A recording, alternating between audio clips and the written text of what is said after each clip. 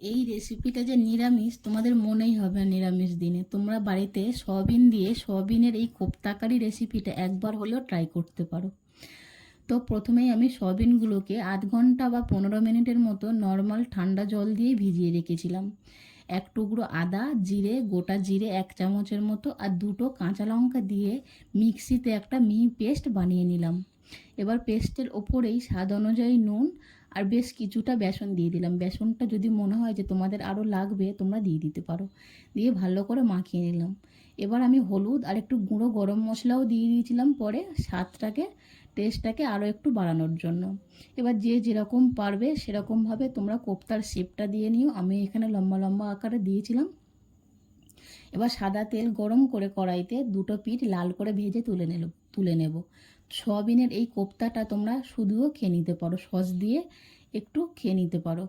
এবার আমি কোপ্তাগুলোকে তুলে নিয়ে ডুমো করে কেটে রাখা আলুগুলো দিয়ে সেই একই তেলের মধ্যে আবারও লাল করে ভেজে তুলে নেব। এবারও ওই একই তেলের মধ্যেই গোটা গরম মশলা, 2টো এলাচ, 2টো লবঙ্গ আর 1 টুকরো দারচিনি দিয়ে দিলাম। দিয়ে গোটা জিরে আর কাঁচা লঙ্কার পেস্টটা দিয়ে দেবো। দিয়ে টমেটোটা একটু নরম নরম হয়ে আসলেই দিয়ে দেবো স্বাদ অনুযায়ী নুন, হলুদ, কাশ্মীরি লঙ্কার গুঁড়ো আর জিরে গুঁড়ো দিয়ে মশলাটা ভালো করে কষিয়ে নেব। টমেটো একদম গলে আসলে, তেল ছেড়ে আসলে দিয়ে দেবো ভেজে রাখা আলুগুলো দিয়ে আবারও 2 থেকে 3 মিনিটের মতো একটু কষিয়ে নেব।